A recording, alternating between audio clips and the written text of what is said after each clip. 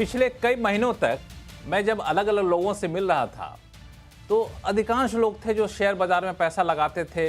बहुत गहरी समझ एक्सपर्ट की तरह तो नहीं रखते थे, लेकिन पैसे की चिंता होती थी। तो वो हमेशा ये कहते थे कि अरे बाजार तो बड़ा गिरता जा रहा है, पता नहीं गिर के कहाँ तक जाएगा, कब उठना शुरू होगा।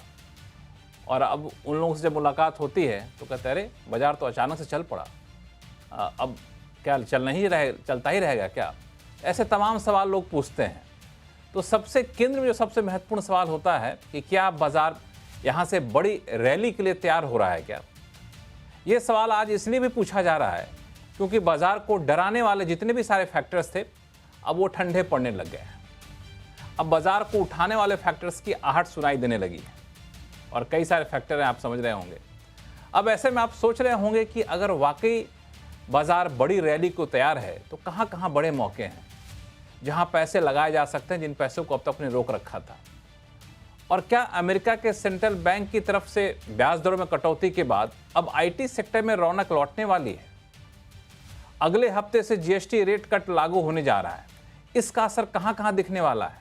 और रेट कट के फैसले के बाद ऑटो सेक्टर में या फिर जिस सेक्टर में तेजी आई, क्या वो तेजी आगे भी बरकरार रहने वाली है।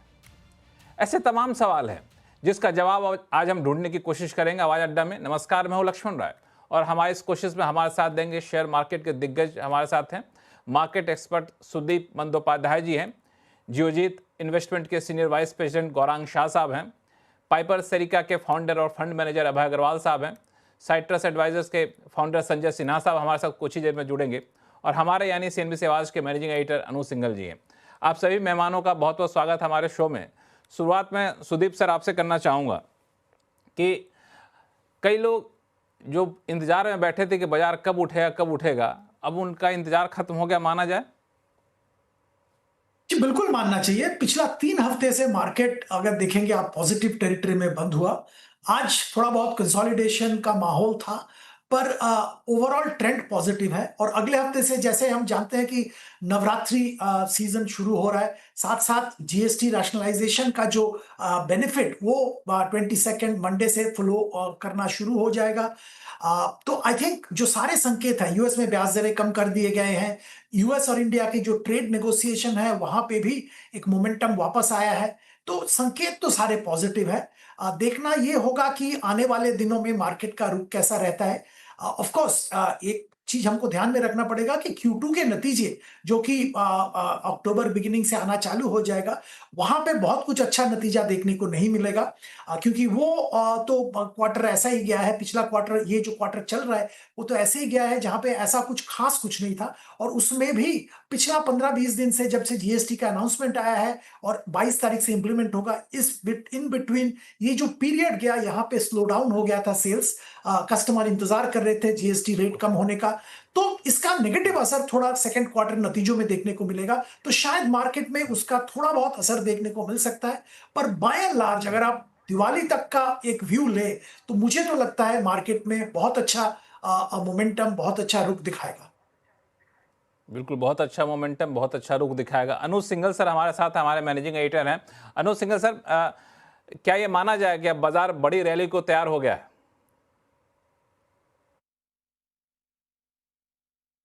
लक्ष्मण जी, एक बहुत इंटरेस्टिंग चीज़ आपको बताता हूँ। मार्केट में ना जब खबरें ख़राब आ रही होती हैं तभी आपको भाव मिलता है। अब खबरें अच्छी आ गई तो मार्केट भी वो भाव पे नहीं रहा ना। जब खबरें ख़राब थी, आपको याद होगा जब हम बात कर रहे थे तब निफ्टी 24,350 पर था। अब जब आप कह रहे हैं कि खबरें अच्छी आ गई तो निफ्टी भी 25,400 पर आ गया है ना। देखिए, लेकिन आपका जो ओवरऑल व्यू है वो सही है कि मार्केट में अब सिचुएशन बदल गई है। अब ये मार्केट बाय ऑन डिप्स बन गया है। आज थोड़ी सी प्रॉफिट बुकिंग ज़रूर आई, लेकिन 11-12 दिन से एक रैली चल रही थी। मेरा ये मानना है कि अब ये मार्केट में करीब 2 से 3 हफ्ते की रैली और बाकी है। मैं 2 से 3 हफ्ते की क्यों बात कर रहा हूँ? अब ये मार्केट की रैली जो है ना, ये होप रैली में कन्वर्ट होती जा रही है कि जीएसटी कट का इम्पैक्ट दिखेगा और ट्रेड डील पर बातचीत आगे बढ़ेगी। तो 15 से 20 अक्टूबर के करीब तक मुझे लग रहा है ये रैली चलनी चाहिए। इसके बाद हम थोड़ा सा सिचुएशन को, जैसे कहते हैं ना, taking stock of the situation करेंगे, डिपेंडिंग ऑन कि अर्निंग सीजन कैसा जा रहा है। ये वाला अर्निंग सीजन अगर ख़राब रहा तो मार्केट गिरेगा, याद रखिएगा। स्कोप नहीं है। ये इस बार का अर्निंग सीजन बहुत इंपॉर्टेंट होने वाला है। पिछले 2 क्वार्टर की जो डिसअपॉइंटमेंट थी उसका स्कोप नहीं है। अगर वो हुआ तो मार्केट में फिर दिक्कत आ सकती है। लेकिन अभी मुझे लग रहा है कि मार्केट में एक अच्छा मोमेंटम है। मिड कैप स्मॉल कैप अच्छे से चल रहे हैं। एफआईज ने शॉर्ट कवर करना शुरू करा है, तो एक सेंस बन रही है यहाँ से कि थोड़ी सी रैली और एक्सटेंड होनी चाहिए। बिल्कुल, थोड़ी रैली एक्सटेंड होनी चाहिए, लेकिन आपने कुछ बहुत बड़ा कैच दिया, या फिर कहें कि एक जहाँ पे लिमिटेशन है वो है कि अर्निंग सीजन कैसा रहने वाला है। अर्निंग सीजन खराब आया है तो मार्केट वहाँ पे थोड़ा सा निराश होगा।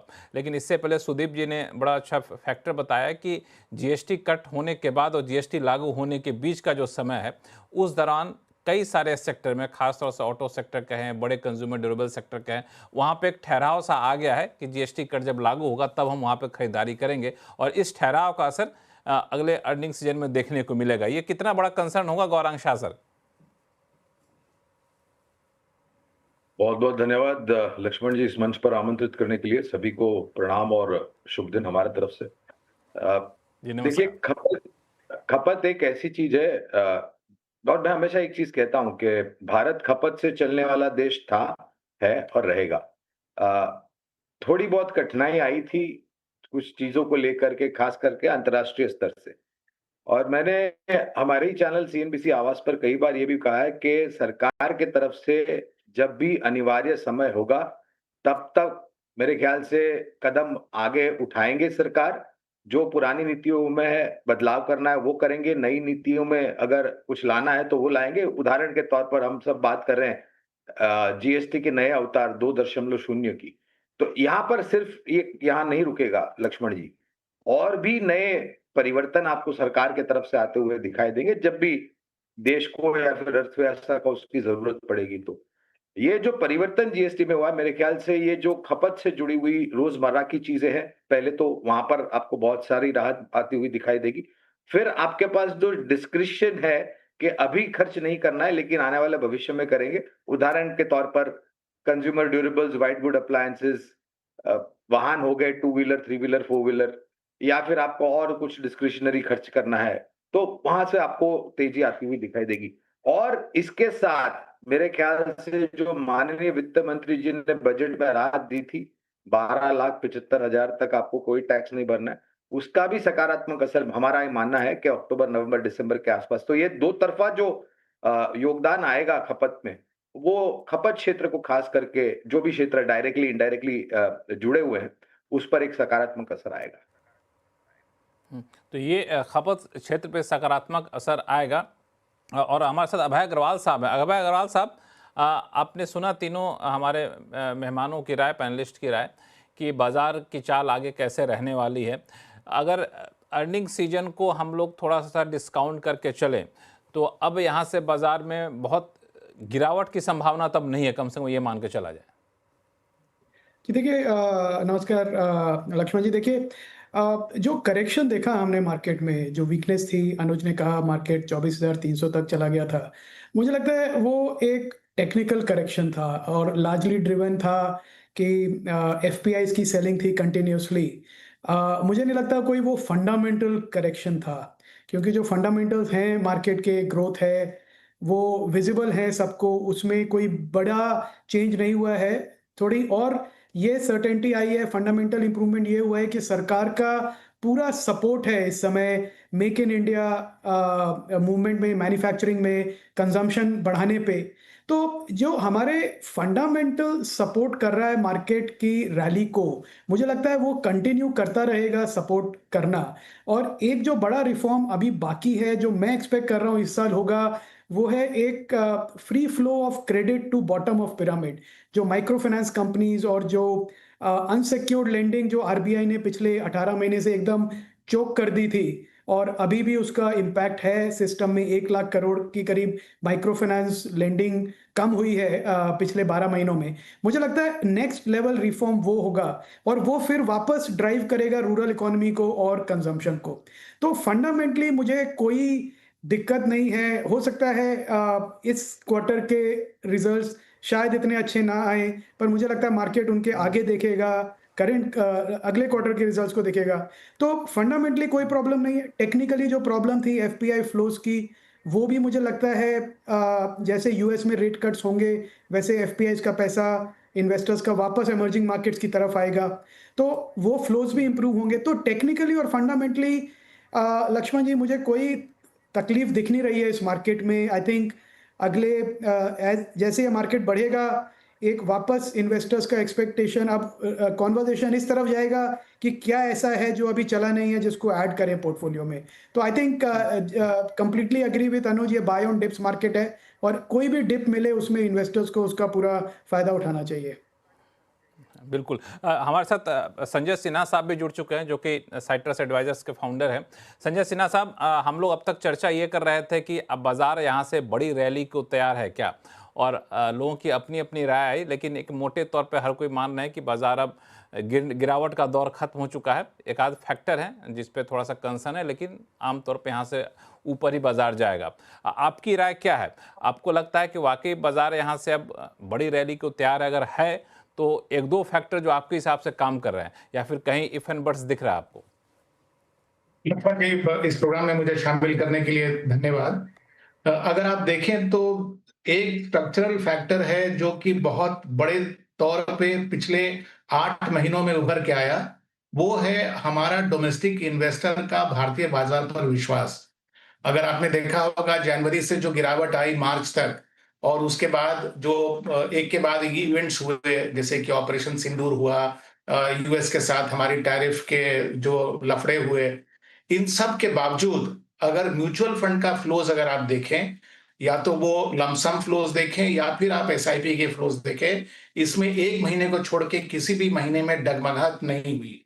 तो मेरे ख्याल से स्ट्रक्चरल फैक्टर के तौर पे अगर एफआईआई के सेलिंग के सामने डोमेस्टिक फ्लोज अगर स्ट्रांग रहे और इसी तरह से कंटिन्यू करते गए, तो मेरे ख्याल से बाजार के लिए ये स्ट्रक्चरली बहुत पॉजिटिव है। रहा जो टैक्टिकल तौर पर अगर आप बाजार को देखें, तो जैसे कि मेरे पहले कुछ वक्ताओं ने भी ये पॉइंट्स रखा है कि इस साल कैलेंडर ईयर 2025 में एक के बाद एक ऐसे इवेंट्स हुए जिसने कि भारत के डोमेस्टिक कंजम्पशन को एक बहुत स्ट्रॉन्ग फाउंडेशन दिया। एक तो जो इनकम टैक्स में रियायत दी गई वो, उसके बाद आरबीआई के द्वारा जितना अग्रेसिवली रेट काटा गया, और अभी भी उम्मीद बनी हुई है कि आगे जाकर शायद और भी रेट में कटौती होगी, और अभी लेटेस्ट जीएसटी में जो कटौती हुई, और इस साल के अंत में और अगले साल के शुरुआत में जो 10th पे कमीशन है, उसका जो अवार्ड पब्लिक सेक्टर के एम्प्लॉयज को मिलेगा, इन सब का मिला जुला असर जो है वो ओवरऑल एक प्लेटफॉर्म तैयार कर दिया है जहां पर हमें एंड्योरिंग रैली की तैयारी दिख रही है। साथ ही साथ जो आंकड़े अब आ गए हैं उभर के, उससे लग रहा है कि जो प्राइवेट केपेक्स जो इतने दिनों तक नहीं शुरू हुआ था, वो अब शुरू हो रहा है, और जिस तरह से डोमेस्टिक कंजम्पशन अगर बढ़ता है, तो मेरे ख्याल से ये प्राइवेट केपेक्स जो है अगर गवर्नमेंट केपेक्स के साथ जुड़ जाता है, तो बहुत बड़ा मल्टीप्लायर इफेक्ट पूरे इकोनॉमी के लिए और उसके कारण पूरे बाजार के लिए ये बना सकता है। तो मुझे तो लगता है कि शायद जो वर्स्ट था वो हमारे पीछे है, और मैं खुद पर्सनली आश्चर्यचकित नहीं होऊंगा अगर दिवाली तक हम अपने प्रीवियस हाई को क्रॉस करके उसके ऊपर जाने की तैयारी करेंगे। अरे वाह, दिवाली तक मतलब प्रीवियस हाई को हम क्रॉस कर जाए, इस बात की उम्मीद आप लगाए हुए हैं। हालांकि एक जो आपने कहा कि प्राइवेट कैपेक्स को लेकर के, तो मुझे लगता है दो तीन फैक्टर है जो प्राइवेट कैपेक्स को अब कोई हेजिटेशन नहीं होना चाहिए प्राइवेट कंपनियों को अपने विस्तार योजनाओं पर खर्च करने के लिए। एक तो जीएसटी कट से डिमांड बढ़ेगा, तो जाहिर तौर पे कैपेसिटी एक्सपेंशन करना उनकी मजबूरी भी बन जाएगी। और दूसरा कि कल भी हमने सुना वित्त मंत्री साहिबा को, उन्होंने साफ तौर से कहा कि अब आप निडर होकर के पैसे लगाइए, आपको चिंता करने की ज़रूरत नहीं है। गौरांग शाह साहब, अगर हम दिवाली तक प्रीवियस हाई को क्रॉस करने की हालत में है, तो ये मान के चला जाए कि जिस तरीके से दुनिया के दूसरे बाजार, चाहे यूएस के बाजार हों, चाहे हांगकांग हो, चाहे जापान हो, वहाँ के बाज़ारों ने जो प्रदर्शन दिखाया, रैली दिखाया पिछले कुछ दिनों में, चाहे एसेट क्लास हो, अब हम उसके लेवल पे उसी रफ्तार से आगे बढ़ने को तैयार हो रहे हैं। लक्ष्मण जी, पहले तो ये मैं मानता हूं कि ये जो हमारे मित्र हैं विदेशी संस्थागत निवेशक, ये जिस मात्रा में शॉर्ट पोजीशन में बैठे हैं और जिस प्रकार से बाजार का हो रहा है, अगर लेकिन अब हमने तो शॉर्ट सेल कम कर रहे हो। कम कर रहे हैं लेकिन खरीदारी नहीं कर रहे हैं ना, शॉर्ट सेल नहीं कर रहे हैं अभी। खरीदारी नहीं कर रहे हैं। जब वो शॉर्ट कवरिंग के लिए आएंगे लक्ष्मण जी, तब मेरे ख्याल से बाजार को और सहारा मिलेगा और तब मेरे ख्याल से बुद्धिमत्ता का प्रयोग होगा और शायद सूझबूझ समझ के साथ एक निर्णायक तरीके से अब भी मेरे ख्याल से असमंजस परिस्थिति में है विदेशी संस्थागत निवेशक के क्या बिकवाली करते जाएं या अब उनको कंफ्यूजन किस बात का है? क्यों, क्या उनके पास हमसे ज्यादा बेहतर बाजार है, इस वक्त का कंफ्यूजन है, या फिर हमारे पे भरोसा नहीं है? नहीं नहीं, भरोसा देखिए, हमें किसी की प्रमाण पत्र की जरूरत नहीं है लक्ष्मण भाई। मैं ये स्पष्ट रूप से, हमें किसी की भी प्रमाण पत्र की जरूरत नहीं है। हमारे पास बुद्धिमत्ता है, हमें पता है कि हमारा देश, हमारी अर्थव्यवस्था, हमारी सरकार, हमारा शेयर बाजार और हमारे खपत को लेकर के जो भी रणनीति या फिर नीतियां हैं वो किस तरफ जा रही है और वो कहां पर जाकर के पहुंचेगी। अब वो उनके ऊपर है कि वो भारत में बेच करके चीन खरीदते हैं या चीन को बेच करके ताइवान खरीदते हैं या ताइवान को बेच करके मलेशिया खरीदते हैं या फिर कोई और देश में जाकर के निवेश करते हैं। मैं इतना बिल्कुल कहना चाहूंगा कि जिस प्रकार से 3 क्रेडिट रेटिंग एजेंसीज ने हमारी अर्थव्यवस्था को एक सकारात्मक नजरिया दिया है और वो भी ये क्रेडिट रेटिंग एजेंसीज मेरे ख्याल से अमेरिका में स्थापित है। If I am wrong please correct मी, अगर मैं गलत हूं तो आप मुझे सही कीजिएगा लक्ष्मण जी। आप S&P देख लीजिए, आप फिश देख लीजिए, आप अर्नेस्ट एंड यंग EY देख लीजिए, इन सब ने सकारात्मक, तो कहीं ना कहीं तो उनको कुछ सकारात्मक दिख रहा है। तो अगर मैं ये मानता हूं कि अगर दिवाली तक, जैसे अभी बात हो रही थी दिवाली तक या दिवाली के पश्चात, मेरा ये मानना है, अगर आप मुझे निजी तौर पर पूछे कि इस साल के अंत तक हम एक नया सर्वोच्चम स्तर बनाएंगे, ऐसा मेरा मानना है। और मैं एक बात और कहना चाहूंगा जो आप कार्यक्रम की शुरुआत में कह रहे थे, मैं हमेशा एक चीज कहता हूं, लोग मुझे हमसे पूछते हैं कि हम कौन से समय पर निवेश करें, क्या स्तर पर निवेश करें। मैं हमेशा एक चीज बोलता हूं कि आप निवेश कीजिए, कदम आगे बढ़ाइए, आप एक कदम आगे बढ़ाइए, वहां का वहां खड़ा रहना या फिर एक कदम पीछे लेकर के आप निर्णायक तरीके से बुद्धिमत्ता का प्रयोग नहीं कर रहे हैं। और एक चीज ये, बाजार की बुद्धिमत्ता को आप कभी चुनौती मत दीजिए। बाजार अपने आप में बहुत बड़ा है और हमें उनको झुक करके नमन करना चाहिए। प्रयास ये होना चाहिए कि आपके पास जोखिम झेलने की क्षमता कितनी है और क्या आप वास्तविकता में कदम आगे बढ़ाते हैं और निवेश करना शुरू करते हैं। बिल्कुल, ये सुदीप सर, गौरांग साहब ने जो कहा कि FIs जब पूरी तरह से लौटना शुरू कर देंगे तब देखना हो कि वाकई आ रहे हैं कि नहीं आ रहे हैं, लेकिन अभी थोड़े से ये है कि शॉर्ट कवरिंग उन्होंने कम किया। मैं आंकड़े देख रहा था तो 1.91 लाख करोड़ से घट करके अब 1.50 तक आ चुके हैं, करीब 20% घटा है। तो ये वापसी आने के संकेत उसको माना जाए कि ना माना जाए? अभी तक मैं इसको ऐसा संकेत नहीं मानूंगा। ये देखिए, 2-3 चीज बहुत इंपॉर्टेंट होता है।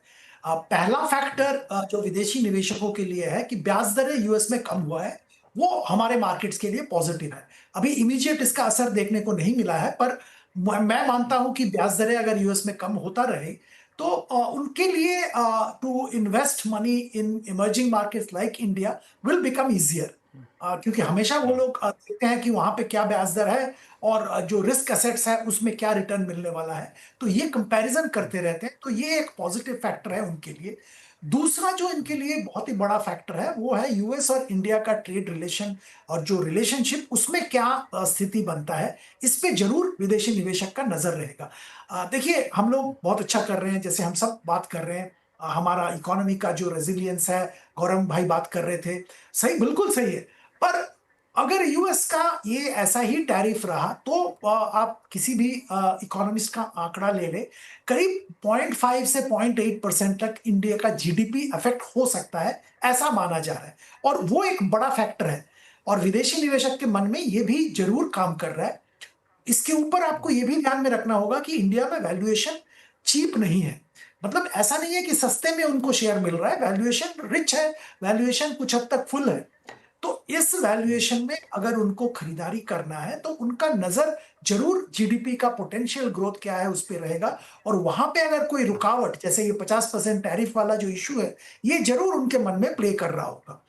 आखिरी बात ये है, ऑल्टरनेट मार्केट्स जो है वहां पे क्या वैल्यूएशन का स्थिति है, वहां पे क्या इकोनॉमिक ग्रोथ आ रहा है, उस पे हमेशा निवेशक का ध्यान रहता है। क्योंकि हम लोग तो यहाँ बैठे हैं, हम इंडियन मार्केट ही देखते हैं, पर जो बाहर बैठे हैं उनके लिए चाइना, ताइवान, मलेशिया, कोरिया, मतलब सारे मार्केट्स उनके लिए अवेलेबल है। तो वहां पे वैल्यूएशन क्या चल रहा है, वहां पे क्या डायनामिक्स है, उस पर भी वो ध्यान रखते हैं। So it's always a comparative scenario कि इंडिया में करेंगे या बाहर करेंगे। अब ये हालांकि सुदीप सर, मैं एक चीज यहाँ पे आपसे पूछना चाहता हूँ। जी, हाँ, एक ऐड करना चाहता हूँ कि देखिए, हाँ, इंडिया में ज़रूर निवेश करेंगे, पर उसका टाइमिंग क्या होगा ये बताना मुश्किल है। मैं ये कहने की कोशिश कर रहा हूँ। आप पूछिए अब। हाँ। हाँ, मैं ये समझना चाह रहा था आपसे कि आप वैल्यूएशन की बात करते हैं, ठीक है, जो आप लोगों का टेक्निकल पैमाना है वैल्यूएशन का, वो भारत का वैल्यूएशन हो सकता है महँगा हो, दूसरे देशों का वैल्यूएशन सस्ता हो। लेकिन क्या इस टेक्निकल पैमाने के पीछे हम लोग कोई फंडामेंटल देखते हैं क्या? अब मैं इसलिए सवाल पूछ रहा हूँ, क्योंकि भारत जहाँ पे तेज़ी से बढ़ती हुई, दुनिया की सबसे तेज़ी से बढ़ती हुई इकॉनमी है, भारत में एपेटाइट बहुत ज़्यादा है। अभी कंज्यूमरिज्म अब जाके बढ़ना शुरू हुआ है, जीएसटी कट हुआ, बड़े पैमाने पर लोग यहाँ पर आएंगे। बाकी देशों में जिससे हम कंपेयर करते हैं, वहाँ पे एक सैचुरेशन कई सारे सेक्टर पे जा चुका है। तो जब उस फैक्टर को हम लाएंगे तो हमारा वैल्यूएशन कम नहीं दिखता है क्या? मैं पूछ रहा हूँ, मुझे नहीं इसकी जानकारी। लक्ष्मण जी, मैं अनुज जी जो कह रहे थे उस पे आपका नज़र ड्रॉ करूँगा कि देखिए, हमारा वैल्यूएशन एक लेवल पे है जहाँ पे मार्जिन ऑफ एरर बहुत कम है और आप क्वार्टरली नतीजे अगर देखेंगे, पिछला 2 क्वार्टर का नतीजा बिल्कुल सही नहीं था, जो कि वैल्यूएशन को जस्टिफाई कर पाए। अब इस क्वार्टर का मुझे तो लगता है ऐसा कुछ खास नतीजा सेकंड क्वार्टर का भी नहीं आएगा। अब उम्मीद है कि थर्ड, फोर्थ क्वार्टर में बहुत अच्छा नतीजे आएँगे, कंजम्पशन पिकअप करेगा। तो ये सारे जो फैक्टर्स हैं, ये ऑलरेडी वैल्यूएशन में बिल्ट इन है और हम लोगों का काम तो यही होगा कि ये वैल्यूएशन को जस्टिफाई करना थ्रू रिजल्ट्स। अब वहाँ पहुँचे नहीं हैं, उसकी उम्मीद है। मैं सिर्फ ये रियलिटी चेक इस डिस्कशन में लाना चाहता था। संजय सिन्हा साहब, वैल्यूएशन एक कंसर्न है एफआईआईज के लिए। निसंदेह है लक्ष्मण जी, क्योंकि जैसा सुदीप कह रहे थे कि देखिए जो विदेशी निवेशक है उसके लिए तो पूरा वर्ल्ड एक प्लेटफॉर्म है, वो जहां चाहे वहां पैसा लगा सकते हैं। आज हमारी स्थिति ये है कि पिछले साल और आप करंट ईयर को भी देख लें तो जो निफ्टी की अर्निंग ग्रोथ है वो करीब 9% के आसपास की रहेगी। इसके कंपैरिजन में अगर आप S&P 500 जो कि यूएस का बेंचमार्क इंडेक्स है, उसकी अगर आप अर्निंग ग्रोथ देखें तो वो करीब करीब 20% के आसपास है या उससे ज्यादा ही है। तो अगर मैं विदेशी निवेशक हूं तो मेरे पास अगर चॉइस है कि मैं भारत में पैसा लगाऊं उस वैल्यूएशन पर या उसी वैल्यूएशन पर अगर मैं यूएस में पैसा लगाऊं, तो निस्संदेह मैं यूएस चुनूंगा, क्योंकि वो मेरे लिए ज्यादा जाना पहचाना बाजार है और वहां पर जो ग्रोथ रेट है वो मुझे ज्यादा अच्छा दिख रहा है।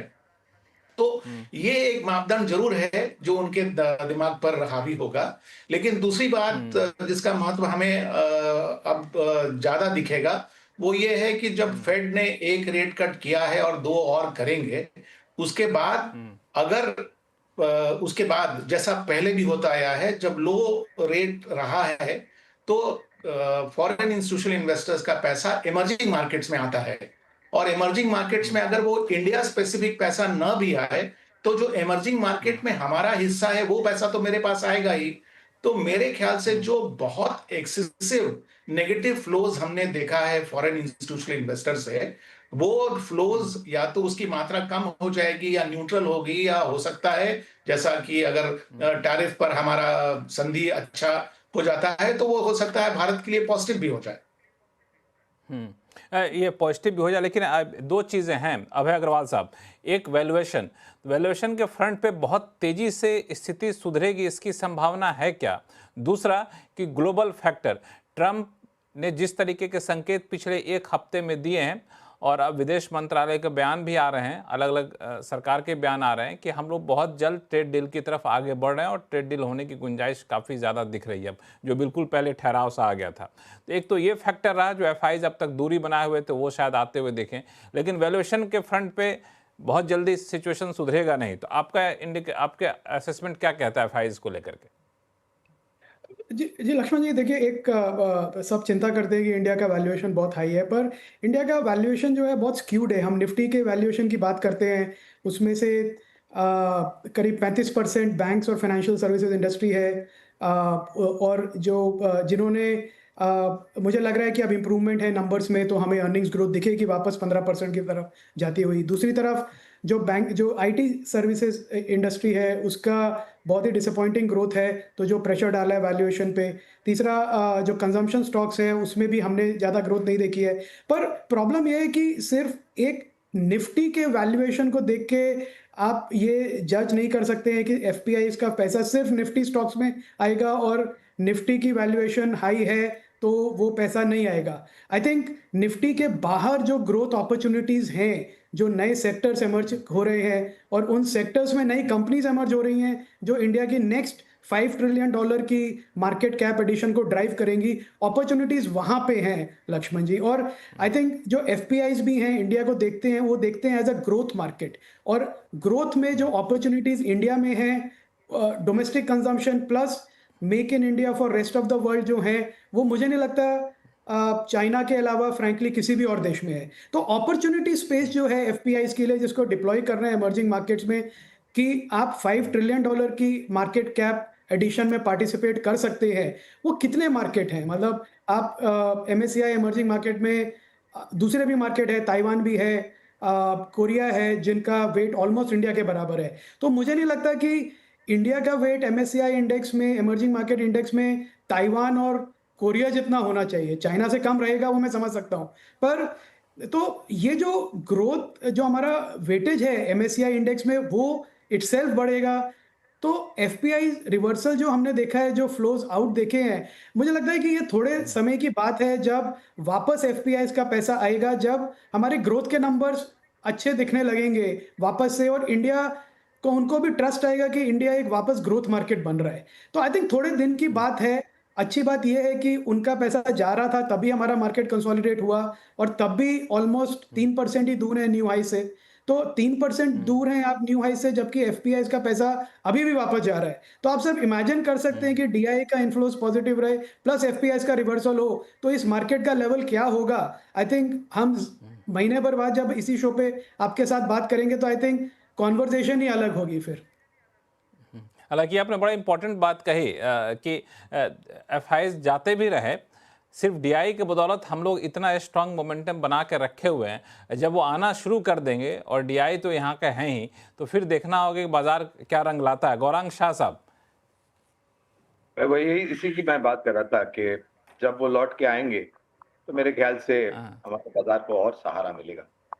हम कभी ये नहीं कहते कि हमें विदेशी संस्थागत निवेशकों की जरूरत नहीं है, हमें जरूरत है, लेकिन ये ज्यादा महत्वपूर्ण ये है कि पिछले महीनों में जो भी आंकड़ा एम्फी के तरफ से निकल करके आया, ठीक है, एक आध महीने में शायद आपको थोड़ा बहुत नीचे की तरफ आंकड़े जाते हुए नजर आएंगे। और सुन भाई, मैं जमीनी स्तर पर हमारी company Geojit investor awareness programs करती है, और मैं एक बहुत लगातार लोगों को जमीनी स्तर पे मैं जुड़ता हूँ। 5 साल पहले और 5 साल बाद जो अंतर आया है लोगों की समझ में, और लोग जुड़ना चाहते हैं अभी। तो आप एक अनुमान लगाइए कि जिस प्रकार से हमारी जनसंख्या है और जिस मात्रा में निवेशक शेयर बाजार में निवेश करते हैं, वो I think it's somewhere around mid single digit और little bit single higher single digit. यहाँ से अगर ये आंकड़ा 3-4% और बढ़ जाता है तो कितनी बड़ी ताकत, वित्तीय ताकत हमारे स्थानीय संस्थागत निवेशकों के पास नकदी के रूप में आएगी। और इसके साथ साथ अगर विदेशी संस्थागत निवेशक आते हैं, लौटते और फिर से खरीदारी करते हैं, तो मैं एक ही चीज से सहमत हूं जो अनुज भाई ने पहले बताया, अगर आंकड़े सही आए तो आपका बाजार ऊपर की तरफ जाएगा और टिकेगा। अगर आंकड़े, मैं बात कर रहा हूँ नतीजों की, अगर वहां पर निराशा आई तो आपको नीचे की तरफ क्या स्तर भी देखना मंजूर होना चाहिए। हालांकि लेकिन आंकड़े जो हैं गौरांग शाह साहब, ये पहले से लोग मान के चल रहे हैं कि जीएसटी के ऐलान की वजह से थोड़े से बाइंग लोगों ने रोक दी है और इसका असर दिखेगा। तो क्या इसको बाजार फैक्टर इन करके नहीं बैठा रहेगा? देखिए, थोड़ा बहुत तो फैक्टर इन होता है वहां पर लक्ष्मण जी। और ये चीज कहां पर आप अपना खर्च बचा करके चलेंगे, जहां पर आपको ज्यादा खर्च करना है। मिसाल के तौर पर आपको गाड़ी खरीदनी है, अफोर्डेबिलिटी भी एक बहुत बड़ी चीज होती है लक्ष्मण भाई। लेकिन जो रोजमर्रा की खाने पीने की चीजें हैं, वहां पर तो आप रोक नहीं लगाएंगे ना, वो तो आपको रोजमर्रा लेना, जो सेवन करना है वो तो करना ही है आप। तो मुझे लग रहा है कि जो डिस्क्रिशनरी है, मिसाल के तौर पर व्हाइट गुड्स अप्लायंसेस वगैरह, 2 व्हीलर 3 व्हीलर 4 व्हीलर वगैरह वगैरह, यहाँ पर शायद आपको थोड़ा बहुत लोगों ने जीएसटी की घोषणा के बाद अपने अपना हाथ जो है वो खींच के रखा है। लेकिन 22 अक्टूबर अगले हफ्ते है, मेरे ख्याल से ज्यादा सोमवार को है, और फिर भी थोड़े बहुत दिन मिल जाएंगे, इतने दिन नहीं मिलेंगे। लेकिन हाँ बिल्कुल, एक खपत जो जुड़ी हुई है, मेरे ख्याल से परिवर्तन आपको जो तीसरी तिमाही के नतीजे हैं वहां पर, इसलिए मैं बता रहा था कि जो वित्त मंत्री जी ने टैक्स में राहत दी और ये जो जीएसटी का नया अवतार आया है, इसका सकारात्मक पूरा असर जो है वो तीसरी तिमाही से आपको पूर्ण तरीके से दिखाई देगा। आपने बिल्कुल सही कहा। एक सवाल मैं अनुज सर आपसे पूछना चाहूँगा, चूँकि आपने अभी गौरांग साहब ने कहा कि बहुत सारे लोगों ने कई सारे सेक्टर हैं जिस पे असर दिखना शुरू हो गया था ऐलान के साथ ही। उसमें से एक आध सेक्टर था, जैसे आपको ऑटो सेक्टर हो गया। इसमें आप देखें तो हुंडई की बात करें, मारुति की बात करें, ऐसी कई कंपनियां थी जो ऑल टाइम हाई पे पहुंच गई हैं। तो अब जीएसटी जब लागू होगा तो आपको लगता है कि उसका असर दिखेगा, या फिर ये सेक्टर से अभी अगर बने हुए हैं शॉर्ट टर्म के लिए तो निकल के बाहर आ जाना बेहतर होगा? अनुज जी। देखिए, डिपेंड करता है आपकी ट्रेडिंग पोजीशन से या इन्वेस्टमेंट पोजीशन से। अगर ट्रेडिंग पोजीशन है तो मेरा ये मानना है कि धीरे धीरे अब आप इनमें थोड़ा सा स्क्वायर ऑफ कर सकते हैं। लेकिन अगर आपकी इन्वेस्टमेंट पोजीशंस हैं तो ये मान के चलिए कि अगले 1 से 2 साल ये स्टॉक्स आपको यहाँ से भी भारी रिटर्न्स देने वाले हैं। देखिए लक्ष्मण जी, एक चीज़ समझ लीजिए, गवर्नमेंट का जहाँ भी फोकस आ जाए ना, उसके बाद वो सेक्टर्स बहुत आउट परफॉर्म करते हैं। आपको 2 एग्जांपल देता हूँ, रेलवेज़ और डिफेंस। जहाँ जहाँ गवर्नमेंट ने फोकस अपना फुल कमिटमेंट के साथ किया, वहाँ पर मैसिव रैली आती है। अब गवर्नमेंट का फोकस है कंजम्पशन। अब गवर्नमेंट का फोकस है कि इस देश में कंजम्पशन को बूस्ट देना है, चाहे टैक्स कट के थ्रू हो, चाहे जीएसटी कट के थ्रू हो, चाहे रेट कट्स के थ्रू हो। इन सब का कॉम्बिनेशन जो है, ऑटोज बेस्ट प्लेस्ड है। तो अगर स्लाइटली लॉन्ग टर्म का नज़रिया है आपका, मीडियम टू लॉन्ग टर्म, बने रहिए और हर गिरावट में ऐड करिए। अभय अग्रवाल साहब, आपका क्या व्यू है, खासतौर से ऑटो सेक्टर? उसमें जिस तरीके की तेजी देखने को मिली है जीएसटी कट के ऐलान के बाद, अब वो तेजी आगे जारी रहेगी या फिर लगता है कि थोड़ा सा ठहराव आएगा, प्रॉफिट बुकिंग आएगी यहाँ पे? जी देखिए, एक सेक्टर रिकवरी के मोड में है, तो रिकवरी के मोड में हमने देखा प्राइसेस भी रिकवर हो रहे हैं अभी। और जो जीएसटी के कट के बाद जो प्राइस कट्स अनाउंस किए हैं ऑटोमोबाइल कंपनीज ने, मारुति, टाटा मोटर्स, महिंद्रा जैसी कंपनीज में, वो काफ़ी मीनिंगफुल कट्स हैं। मतलब वो छोटे-मोटे कट्स नहीं हैं, वो ऐसे कट्स हैं कि वो फोर्स करेंगे लोगों को जो साइडलाइन पे बैठे हुए थे कि गाड़ी अभी लें कि बाद में लें, उनके उनके पास एक बहुत अच्छा कारण है अब कि वो नई गाड़ी लें या पहली गाड़ी लें अपनी। दूसरी तरफ हमने देखा कि इंटरेस्ट रेट कट के बाद ईएमआई की दरें भी कम हुई है और क्रेडिट भी इजीली अवेलेबल है इस समय। और रिटेल कस्टमर्स पे, बोरोअर्स पे इस समय ज़्यादा प्रेशर नहीं है। जो डेटा अभी हमने देखा बैंक लोन्स का रिटेल को, वो कोई बहुत एक्सेसिव नहीं है, तो बैंक्स भी काफ़ी पॉजिटिव हैं रिटेल लोन्स की तरफ। सो ओवरऑल मुझे लगता है कि ये जो नंबर्स हमें दिखेंगे, सितंबर की सेल के जो नंबर्स आते हैं पहले अक्टूबर को जो आएंगे, वो काफ़ी पॉजिटिव होंगे और उसकी वजह से मुझे लगता है कि ऑलरेडी मार्केट उनको डिस्काउंट करेगा। तो जब तक ओल्ड हाइज पे नहीं आते हैं ऑटोमोबाइल और कंज्यूमर ड्यूरेबल स्टॉक्स, जो जब तक हैं वो वापस अपने पुराने हाइज पे नहीं आते हैं, मुझे नहीं लगता कि कोई चिंता की बात है फ्रैंकली इन्वेस्टर्स के लिए। हाँ, कोई चिंता की बात नहीं है। जी सुदीप सर, आप कैसे देख रहे हैं? चूंकि जीएसटी कट के बाद कई सारे सेक्टर में जो तेजी देखने को मिली है, आप लोग क्या सजेस्ट कर रहे हैं, फिर आप लोग क्या कॉल ले रहे हैं कि अब जो तेजी थी वो तेजी थोड़ी सी ठंडी होने दिया जाए, फिर किसी को एंटर करना हो तब एंटर करे? जी देखिए, पूरा कॉल डिपेंड करेगा आपका नजरिया लंबी अवधि का है या शॉर्ट टर्म का आप सोच रहे हैं। अगर आप शॉर्ट टर्म, मीडियम टर्म का सोच रहे हैं तो मेरी सलाह तो यही होगी कि ये सेक्टर्स जैसे हम लोग जिक्र कर रहे थे, ऑटोमोबाइल, कंज्यूमर ड्यूरेबल, यहाँ पे बहुत एक्साइटमेंट जीएसटी कट के बाद देखने को मिला था मार्केट में और प्राइसेस एक लेवल तक ऊपर चला गया ऑलरेडी, जिसमें कि ये सारे बेनिफिट शॉर्ट टर्म के लिए फैक्टर्ड इन है। तो मेरा मानना तो ये होगा कि अगर आपका नजरिया लंबी अवधि का नहीं है तो अभी आप थोड़ा साइडलाइन में रहिए as far as these counters are concern. पर अगर आपका नजरिया थोड़ा लंबी अवधि का है तो जरूर ऑटोमोबाइल्स में एक मोमेंटम वापस आया है, तो मुझे तो लगता है जो दिग्गज ऑटोमोबाइल कंपनीज हैं वहां पे जरूर खरीदारी कर सकते हैं लंबी अवधि के लिए। आप ऑटो एंसिलरीज की बात करें, वहां पे भी जरूर खरीदारी कर सकते हैं लंबी अवधि के लिए। तो ये आपको डिमार्केट करना पड़ेगा, आपका नजरिया शॉर्ट टर्म है या लॉन्ग टर्म है, उसके ऊपर आपको डिसीजन लेना पड़ेगा। पर शॉर्ट टर्म के लिए बहुत सारे बेनिफिट्स जीएसटी कट के ऑलरेडी प्राइस में फैक्टर्ड इन है। नहीं, अगर लॉन्ग टर्म में भी जाना है तो अभी एंटर करें कि रुक जाएं? देखिए, लॉन्ग टर्म में तो लक्ष्मण जी हम लोग हमेशा कहते हैं कि अगर आप लॉन्ग टर्म के लिए खेल रहे हैं तो आप एंटर कर कभी ले लीजिए, जाइए। कभी भी कर सकते हैं, थोड़ा थोड़ा करके करिए। वो तो स्टैंडर्ड जो एडवाइस है, और वो बिल्कुल सही एडवाइस भी है, थोड़ा वो थोड़ा यहाँ पे। करके थोड़ा चालू हाँ। करिए। बिल्कुल लॉन्ग टर्म के लिए आपको मारुति लेना है, आप लीजिए ना, क्या प्रॉब्लम है। आप महिंद्रा महिंद्रा हाँ। लीजिए, क्या प्रॉब्लम है, कोई दिक्कत नहीं है। हाँ। गौरांग शाह साहब, जीएसटी इम्पैक्ट वाले शेयर में कहीं और अभी दम बचा हुआ है, क्योंकि एक अगले छोटा 22 डिस्क्लोजर से दे शुरू होने जा रहा है जीएसटी लागू। हाँ नहीं जी। नहीं, एक छोटा डिस्क्लोजर दे देता हूं, क्योंकि हम अब क्षेत्र और कंपनी के ऊपर बात करें, तो जो भी निवेश लायक रणनीति आज इस कार्यक्रम में हम रखेंगे, ये हमारी रिसर्च टीम की तरफ से राय है। इसमें हमारी कंपनी जियोजेट अथवा मेरा कोई निजी निवेश नहीं है, ना ही किसी प्रकार का वित्तीय लाभ हमें मिलता है और ना ही किसी प्रकार का कॉन्फ्लिक्ट ऑफ इंटरेस्ट। लेकिन इसी स्तर पर राय हमारे क्लाइंट्स को देते हैं, हो सकता है उनका निवेश हो। तो कहीं जगह जगह बहुत बची है लक्ष्मण भाई। और जैसे सुदीप भाई बता रहे थे कि क्या क्या समय सीमा, क्या जोखिम झेलने की क्षमता और आपके पास अवधि। तो मैं तो मानता हूं कि अगर आपके पास जोखिम झेलने की क्षमता है और समय सीमा लंबी अवधि है, मैं एक रिपोर्ट पढ़ रहा था कल परसों, मेरे ख्याल से आने वाले 3 या 6 महीने में जो मात्रा में नई गाड़ियां लॉन्च हो रही हैं अलग-अलग कंपनीज की तरफ से, वो अपने आप में भली-भांति आंकड़ा ही बता रहा है कि कितने उत्साहित हैं ऑटो क्षेत्र की। मैं मारुति के मैनेजमेंट को सुन रहा था, आप जो बात कर रहे थे ना विस्तार योजनाओं की, सिन्हा साहब मेरे ख्याल से बात कर रहे थे। तो वो अभी से उनको चिंता है कि भई अभी कैपेसिटी एक्सपेंशन कराना है, उनको जगह और चाहिए, उनको पैसे और लगाने हैं, माँग कितनी बढ़ेगी वगैरह, वगैरह, वगैरह। एल&टी के मैनेजमेंट ने भी यही टिप्पणी करी कि अब निजी क्षेत्र की कंपनियां केपेक्स करेगी, जिससे बहुत बड़ा लाभ पूरे देश की अर्थव्यवस्था को और शेयर बाजार को मिलेगा। कहां पर जगह आप मुझे प्रश्न पूछ रहे थे मुझे, तो मुझे ऑटो क्षेत्र अभी भी अच्छा लगता है। कंज्यूमर डिस्क्रिशनरी जो कंज्यूमर ड्यूरेबल है, white good appliances companies, blue star वगैरह है, वोल्टास वगैरह है, हैवेल्स जैसी कंपनियां हैं।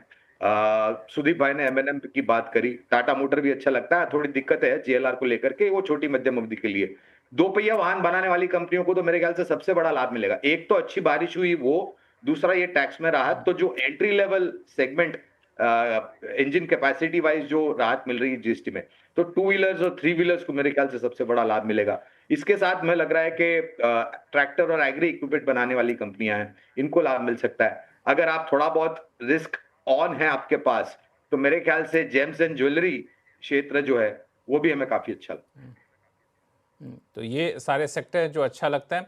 मैं एक दूसरे सेक्टर पे आगे बढ़ूंगा, आईटी सेक्टर पे, लेकिन आईटी सेक्टर पे आगे बढ़ने से पहले एक बार संजय सिन्हा सर की राय ले लूं मैं कि जीएसटी कट की गुंजाइश और कहीं की सेक्टर में दिख रही है क्या? तो उसमें ऐसा है लक्ष्मण जी कि जो कंज्यूमर को बेनिफिट टैक्स कट के द्वारा मिलना था, आज जो अनाउंस किया गया है कुछ ऑटो कंपनी के द्वारा, उनके प्राइसेस, उन्होंने अपने प्राइसेस टैक्स से ज्यादा काटे हैं। यानी कि वो कंज्यूमर को अपनी तरफ इतना ज्यादा लुभाना चाहते हैं कि मुझे लगता है कि जो बाजार ने अब तक फैक्टर किया था वो सिर्फ जीएसटी का पास ऑन बेनिफिट को ही लेवल्स में फैक्टर किया था। इस बात को फैक्टर नहीं किया है कि उसके ओवर एंड अबव अगर डिस्काउंट देती है ऑटो कंपनीज, तो और भी उनका जो सेल है इन टर्म्स ऑफ वॉल्यूम, वो बहुत ज्यादा बढ़ने की संभावना है। और उसका जो बेनिफिट आएगा वो हमारे ख्याल से ऑपरेटिंग स्केल जब बढ़ जाएगा इन ऑटो कंपनीज का, तो उनके ऑपरेटिंग मार्जिन पर भी आएगा और उसके साथ ही साथ उनके प्रॉफिट्स पर भी आएगा। दूसरी चीज जो हो रही है, जो साथ ही साथ दोनों तरफ से प्ले कर रहा है, वो ये है कि देखिए भारत की जो पर कैपिटा इनकम है वो अब पहले से ज्यादा बढ़ रही है, और उसके साथ जो आम भारतीय है उसके एस्पिरेशन लेवल्स बढ़ रहे हैं। तो ये जो डिस्क्रिशनरी कंजम्पशन है ना, जैसे अप्लायंसेस हुए, वाइट गुड्स हुए, उसके लिए भी लोगों का एस्पिरेशन है। तो मेरे ख्याल से जो टाइमिंग रहा ये जीएसटी कट का, वो बहुत अच्छा रहा, और इसका ओवरऑल इफेक्ट जो है शायद हमको पूरी तरह से शॉर्ट टर्म में दिखेगा नहीं, हमको मीडियम टर्म में ही दिखेगा। इसलिए सारांश में अगर आपका जवाब मैं दूं, तो मेरे ख्याल से इस लेवल पर भी इन सेक्टर्स में निवेश करना बनता है। बिल्कुल इस लेवल पे भी निवेश करना बनता है क्योंकि इसका इम्पैक्ट काफ़ी लंबे समय तक दिखेगा। लेकिन इन सारे डेवलपमेंट के बीच में एक जो डेवलपमेंट हुआ है वो है ख़ास तौर से आईटी सेक्टर को लेकर के। यूएस में रेट कट हो गया है और यहाँ पे कंपनी बायबैक कर रही है, तो वहाँ पे एक हलचल काफ़ी तेज़ हो गई है। तो अब लोगों को लगता है कि जो बड़ा सुस्त पड़ा हुआ सेक्टर था आईटी सेक्टर, वो अब यहाँ से क्या चलने को तैयार हो गया है। तो इस पे चर्चा करेंगे छोटे से ब्रेक के बाद, कहीं जाइएगा नहीं। ब्रेक के बाद एक बार फिर सबका स्वागत है। हम लोग चर्चा कर रहे हैं शेयर बाजार के ऊपर आज आवाज़ अड्डा में, और अब तक हम लोगों ने कई सारे पहलुओं पे देखा और हर लोग एक बात पे सहमत है कि बाजार अब यहाँ से बड़ी रैली को तैयार है। और जीएसटी कट के बाद लॉन्ग टर्म के निवेशक हैं, तो कई सारे सेक्टर हैं जहाँ पे निवेश की संभावना है। लेकिन एक सेक्टर है जिसका दायरा जीएसटी कट से ज़्यादा बड़ा है और अंतर्राष्ट्रीय दायरा है उसका, वो है आईटी सेक्टर। कई बार आवाज़ अड्डा में हम लोगों ने चर्चा की, लोगों की अलग अलग राय निकल के आ रही थी कि नहीं अभी आईटी सेक्टर से दूर रहना चाहिए। कुछ लोग सलाह देते थे कि आईटी सेक्टर में अभी पैसा लगाने का समय बचा हुआ है। लेकिन अब चूंकि यूएस में रेट कट हो रहा है, स्थिति सुधर रही है, भारत अमेरिका रिश्ते में भी एक कह सकते हैं खटास जैसे जो माहौल थे वो भी दूर हो गए हैं। तो अब आईटी सेक्टर यहाँ से कहाँ जाएगा? अब आईटी सेक्टर में रौनक लौटने वाली है क्या? ये सवाल लेकर अपने मेहमानों के पास आऊँगा। हमारे सारे मेहमान बने हुए हैं। शुरुआत मैं अनु सिंघल साहब से करना चाहूँगा, चूँकि कई बार इनको सुनता हूँ बाजार पे, तो मुझे लगता है कि इनके दिल के काफ़ी करीब है आईटी सेक्टर। अनुज सर, आपकी राय क्या है? अब आईटी सेक्टर में डर खत्म हो गया है? देखिए लक्ष्मण जी, पिछले हफ्ते एक बहुत शानदार हेडलाइन थी, Oracle buys the future, Infosys buys back the past. वो इन्फोसिस के बायबैक की बात हो रही थी। और ओरेकल जो ग्लोबल कंपनी है, उसने एक ही दिन में पूरे इंडियन आईटी जितना मार्केट कैप ऐड करा। तो एक चीज़ तो है, जब हम आईटी सेक्टर की बात करते हैं, कहीं ना कहीं ये पिंच होता है कि हम इतना पीछे रह गए आईटी सेक्टर में कंपेयर टू यूएस।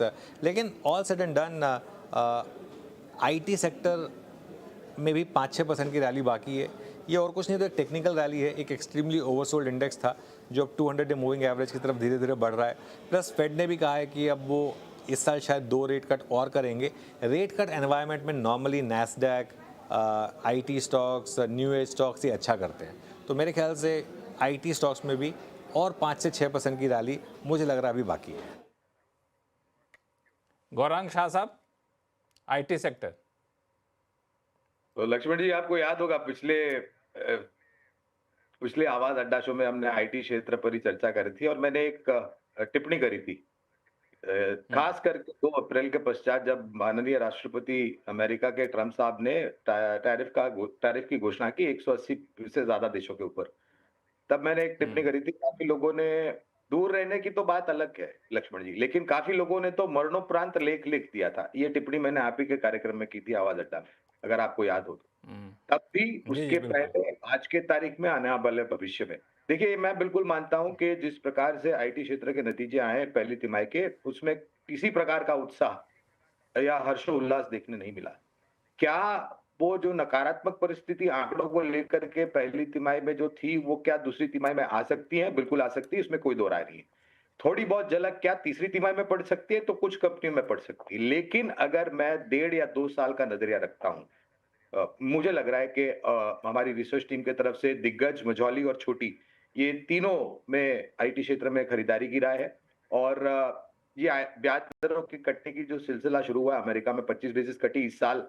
पावेल साहब ने बताया कि 2 और ब्याज दरों में कटौती होगी। अब वो कितनी होगी तो तभी पता चलेगा।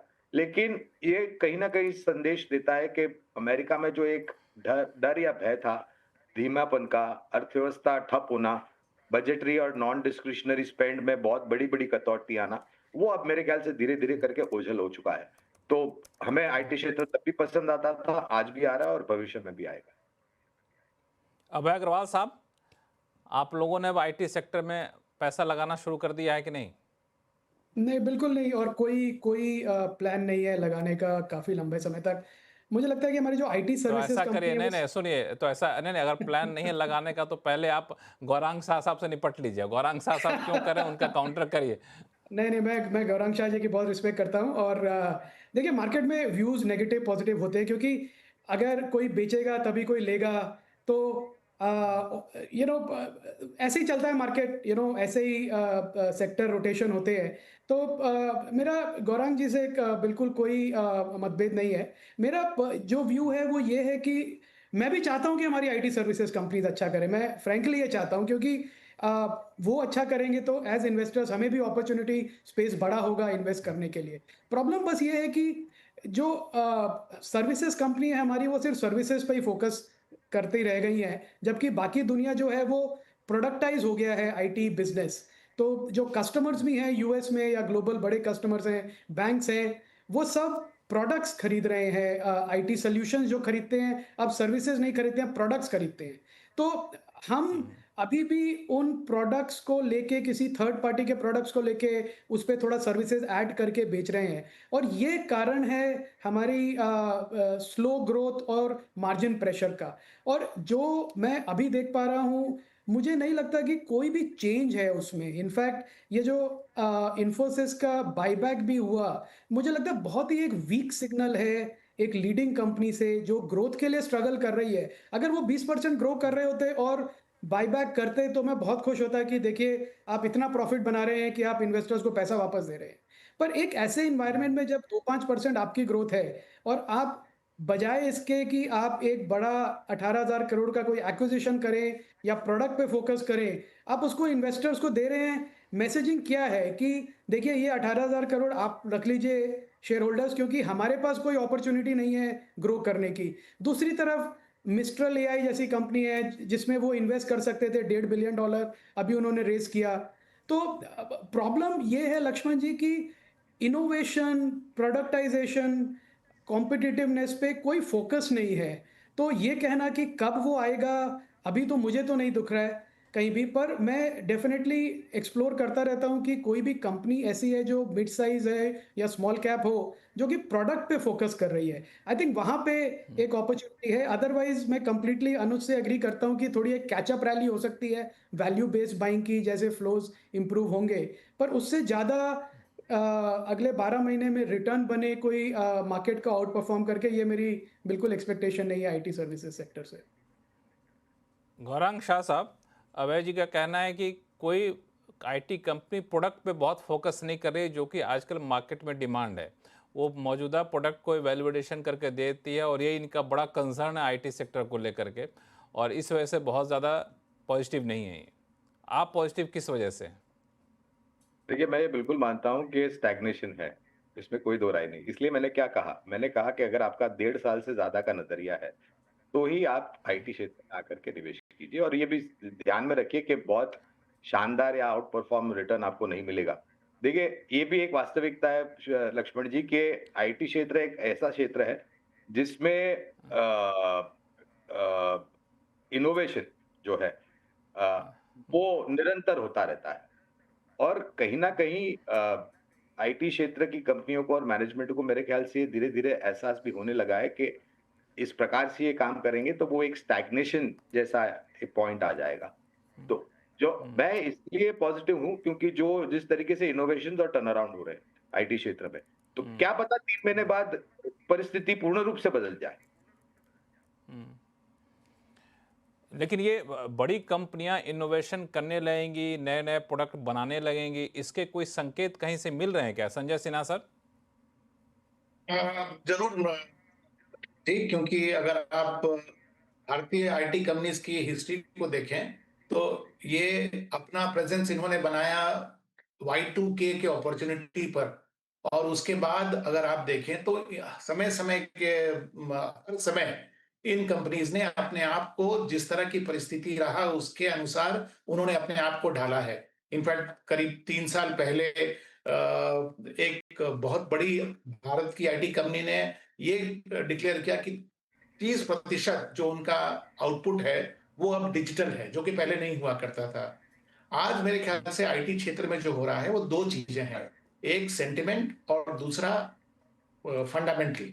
तो सेंटिमेंट बिगड़ गया था इस बात के कारण कि लोग लग रहा था कि यूएस इकोनॉमी में वीकनेस आएगी और जो साइज ऑफ अपॉर्चुनिटी है वो कम हो जाएगी। लेकिन यूएस इकोनॉमी में कोई ढिलाई अब दिख नहीं रही है। फेड रेट कम हो जाने के कारण वो सेंटिमेंट कुछ हद तक क्लियर हो गया और उसका जो असर है वो हम उनके आईटी क्षेत्र के स्टॉक्स पर ऑलरेडी देख रहे हैं। लेकिन मैं समझता हूं कि जो आज लिस्टेड आईटी क्षेत्र के स्टॉक्स हैं उनको आपको दो भाग में बांटना चाहिए। जो लार्ज कैप और बड़े स्केल के आईटी कंपनीज हैं उनको एक तरफ रखिए, और जो मिड साइज और के जो आईटी कंपनीज हैं उनको दूसरी तरफ रखिए। तो चूंकि आईटी क्षेत्र में स्ट्रक्चरल चेंज हो रहा है, अब झुकाव डिजिटल की तरफ नहीं है बट मशीन लर्निंग और एआई की तरफ है। तो बड़ी साइज की जो कंपनीज हैं उनको अपना पूरा बिजनेस प्रोसेस को बदलने में समय लगेगा, क्योंकि वो हाथी हैं, लेकिन वो बदलेंगे जरूर। इस बदलाव में हो सकता है साल का समय लग जाए, 1.5 साल 2 साल का समय लग जाए, लेकिन जो मिड साइज आईटी कंपनीज हैं वो तो अपने आप को काफी जल्दी से इस अपॉर्चुनिटी के अनुसार ढाल रहे हैं। और अगर आप ध्यान से स्टॉक प्राइसेस को देखें तो बाजार इसको रिकग्नाइज भी कर रहा है। जो मिड कैप आईटी कंपनीज हैं उनके स्टॉक प्राइस का प्रदर्शन लार्ज कैप आईटी कंपनी से ज्यादा अच्छा है और वो आज भी स्ट्रांग है। तो मेरे ख्याल से ये इंटरिम पीरियड में आपको भी अपने गियर बदलने की जरूरत है। आईटी में आप लार्ज कैप से हो सकता है मिड कैप की तरफ थोड़ा सा झुक जाइए, और जब जो लार्ज कैप कंपनीज जब उस अपॉर्चुनिटी को कैप्चर करने के लिए अपनी गियर बदल चुके होंगे और वो उसका आपको एविडेंस भी दे देंगे, तो फिर आप लार्ज कैप कंपनीज की तरफ झुकाव आपका होना चाहिए। मतलब कि आईटी पर जाएं जाएं तो, लेकिन लार्ज कैप से थोड़ा सा अभी दूर रहें। मिड कैप अच्छा कर रही हैं, उनके प्रोडक्ट डिजाइनिंग, उनके बिजनेस डेवलपमेंट ज़्यादा बेहतर हो रहा है। सुदीप बंदोपाध्याय जी, आपकी राय क्या है इस पे? देखिए, मैं दो तीन चीज यहां पे बताना चाहूंगा। आप बिल्कुल शॉर्ट टर्म की बात करें, यूएस में ब्याज दर कम हुआ है, डोमेस्टिक आईटी कंपनीज बाईबैक कर रहे हैं, करेंसी डिप्रिसिएशन हुआ है जिसका बेनिफिट आईटी कंपनीज को मिलता है। तो शायद बिल्कुल शॉर्ट टर्म में थोड़ा बहुत एक्साइटमेंट हम लोगों को देखने को मिल रहा है, और जब नतीजे आएंगे अक्टूबर के 8 9 10 तारीख के आसपास, तब देखेंगे और भी एक्साइटमेंट आएगा आईटी काउंटर्स में। पर यह बहुत ही शॉर्ट टर्म है, क्योंकि मुझे लगता है कि मीडियम टर्म में, और बहुत लॉन्ग टर्म की बात नहीं कर रहा हूं, मीडियम लॉन्ग टर्म में Indian IT companies, particularly large cap जो आईटी कंपनीज है हमारे यहाँ, उनके दिक्कतें बहुत हैं। ये सब छोटे मोटे इंस्टेंट बेनिफिट्स है, इसको साइड में रखिए। The reality is AI is coming in a big way, has already come in a big way. और ये एआई ऐसा टूल है जिसके जरिए जो लार्ज यूएस कॉर्पोरेट्स है, they will demand better fees. मतलब इन कंपनीज का मार्जिन में कट इनको लेना पड़ेगा आने वाले दिनों में, और इनका जो एआई के जरिए इनकम करने की क्षमता नहीं है, क्योंकि इनके पास ऐसा कोई अपना प्रोडक्ट या अपना कोई टूल अवेलेबल नहीं है। तो ये थर्ड पार्टी टूल यूज करके सर्विस प्रोवाइड करेंगे, और वहां पे रेट्स विल बिकम इवन फाइनर, जिससे कि इनके मार्जिन पे असर आए। तो लार्ज कैप आईटी कंपनीज के लिए मैं ये कहूंगा कि थोड़ा बहुत मीडियम लॉन्ग टर्म अगर आप देखें, बहुत लॉन्ग टर्म किसी को मालूम नहीं है, तो शायद यहाँ पे सतर्क रहना सही होगा। पर हाँ, संजय जी से मैं मानता हूं, संजय जी का कहना कि बहुत सारे ऐसे मिड कैप्स आईटी कंपनीज हैं जो कि निश एरिया में काम कर रहे हैं, जैसे ट्रैवल टूरिज्म। ऐसे बहुत मिड कैप आईटी कंपनीज हैं जो कि ट्रैवल टूरिज्म में कटिंग एज काम कर रहे हैं, और वहां पे बहुत सारे प्रोडक्ट्स भी डेवलप कर रहे हैं जिसका जिक्र इतना नहीं हो रहा है। तो और देखिए, आपको मालूम है ग्लोबली ट्रैवल टूरिज्म में एक बहुत बड़ा मोमेंटम आया है, तो वो कंपनीज अच्छा कर रहे हैं, करेंगे भी। अच्छा, ऑटोमोबाइल में एक ट्रांजिशन हो रहा है from traditional engine to EV, और ये ट्रांजिशन में आईटी कंपनीज बहुत बड़ा रोल प्ले कर रहा है, और वहां पे बहुत सारे इंडियन आईटी कंपनीज अच्छा काम कर रहे हैं। तो हमको अभी इन सेक्टर्स में, इन कंपनीज में फोकस करना है। हालांकि स्टैंडर्ड जो आईटी कंपनीज, वहां से थोड़ा सतर्क रहना है। गौरांग शाह साहब से शुरू हुई थी ये चर्चा आईटी कंपनी को लेकर के। गौरांग शाह साहब, आप ही खत्म करिए अब इसको। नहीं, खत्म नहीं, ये तो शुरुआत है लक्ष्मण जी। और मैं हमेशा मानता हूं, देखिए कभी कभी ना बाजार में जब काफी लोगों की राय एक तरफ हो जाती है, और अगर आप विपक्ष में जाकर के खड़े रहते हैं, ये थोड़ी जोखिम वाली बात मैं बोल रहा हूँ, तो वो जो कदम आप लेते हैं ना विपक्ष में जाकर के, उल्टी विचारधारा जो है वो उस पर सोच करके, तो कभी कभी बाजार में ये रणनीति भी काफी कारगर साबित होती है। तो ये रणनीति कारगर साबित हो सकती है, तो ये नज़रिया है। लेकिन ये है कि आईटी को लेकर अलग अलग व्यू आ रहा है। मुझे लगता है कि इस पर हमें थोड़ा सा और गहन चर्चा करने का कभी मौका मिलेगा तो हम लोग करेंगे, क्योंकि सिनेरियो तो बहुत तेज़ी से बदल रहा है। और इस बात से मैं भी सहमत हूँ कि बड़ी कंपनियाँ जो हैं वो उससे ज़्यादा लोग मतलब कस्टमर के तौर पे भी, मतलब इन्वेस्टर के तौर पे ही नहीं, जो संजय सर कह रहे थे, कस्टमर के तौर पे भी देखते हैं कि मझौली कंपनियों से ज़्यादा वो लोग परचेज करते हैं, सर्विस ज़्यादा लेते हैं, बड़ी कंपनियों से एक दूरी बना के रखते हैं, या फिर छोटी, हो सकता है कि वो लोग प्राइस कॉम्पिटिटिव ज़्यादा हो, तो ये भी एक इसका फैक्टर रहा हो, और शायद वो कंपनियों के स्टॉक पे भी, परफॉर्मेंस पे भी दिखता है। लेकिन आने वाले दिनों में दिखना होगा कैसे चीज़ें बदलती हैं, फिर हम लोग IT पे आम राय बनाने की कोशिश करेंगे। लेकिन आप सभी मेहमानों ने शुक्रवार के दिन समय निकाला, इसके लिए बहुत बहुत धन्यवाद। और आवाज़ अड्डा में फिलहाल इतना ही। देखते रहिए CNBC आवाज़। नमस्कार।